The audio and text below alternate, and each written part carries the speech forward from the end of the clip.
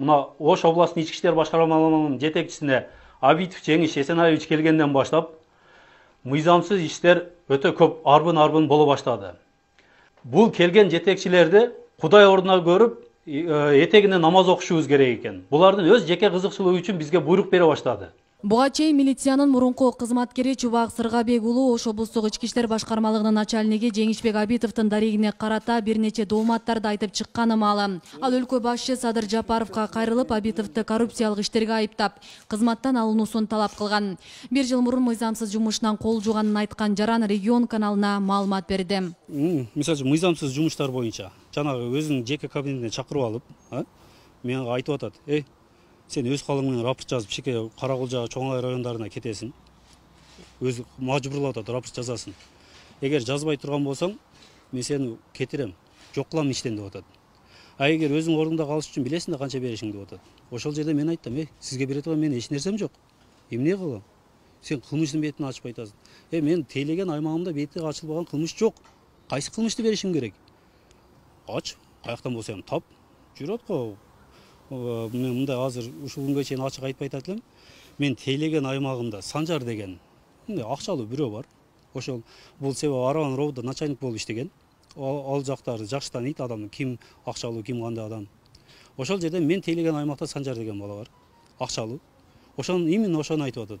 Жүрөт гана Санжарлар нар жак бер жакта. Ошолорду карап эме кылып турласаң болбойбу дейт. Жеңишбек Абитов өзүнө коюлган айыптарга эч кандай комментарий берген жок. Учурда бул иш боюнча Ички иштер министрлигинин ички иликтөө башкы башкармалыгы жана Ош облустук прокуратурасы тарабынан иликтөө башталган. Ошол кызматкердин ар бир айтканы боюнча далилдерди аныктоо боюнча же болбосо ошол айткан нерсе далилденбеген болсо, ал ошол өзү жооп берет ал боюнчачы. Эгер ошо далилденбеген болсо, биз топтолгон материалды сотко кайрылганга мажбур болобуз текшерүүнүн жыйынтыгы. Чубак Сыргабек уулу кайрадан укук коргоо органдарынын катарына кайтуу үчүн сотко кайрылган. Ош шаардык жана Ош облустук соту анын доо арызын канааттандырып, Ош облустук ички иштер башкармалыгынын буйругун мыйзамсыз деп табып, анын мурдагы ээлеген кызмат ордуна кайра орноштурууну жана бош жүргөн күндөрү үчүн эмгек акы өндүрүү чечими кабыл алынган. Ал Ош шаардык сотунун чечимине карата ички иштер бөлүмү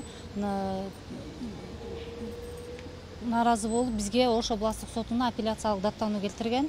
Апелляциялык даттанууну 24 июнда Ош областык сотунун соттук коллегиясы карап, Ош шаардык сотунун чечими күчүндө калтырган.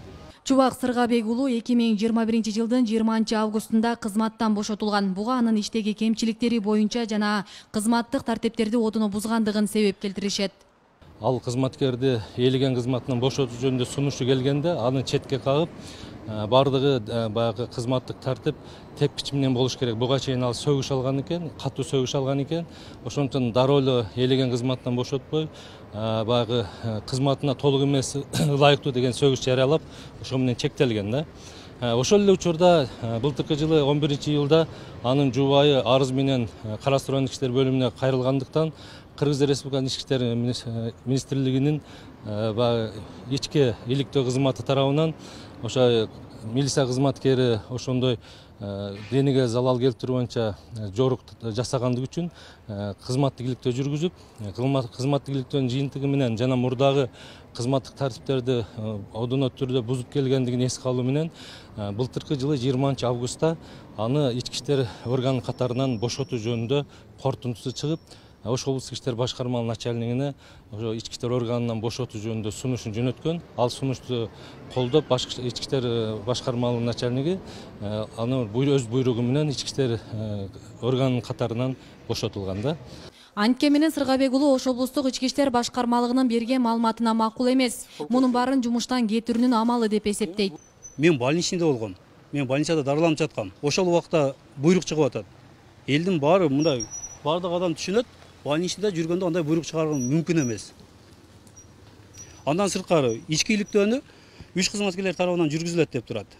Биздин укук коргоо органдарынын тартип уставынын 65-беренесинде так көрсөтүлүп турат.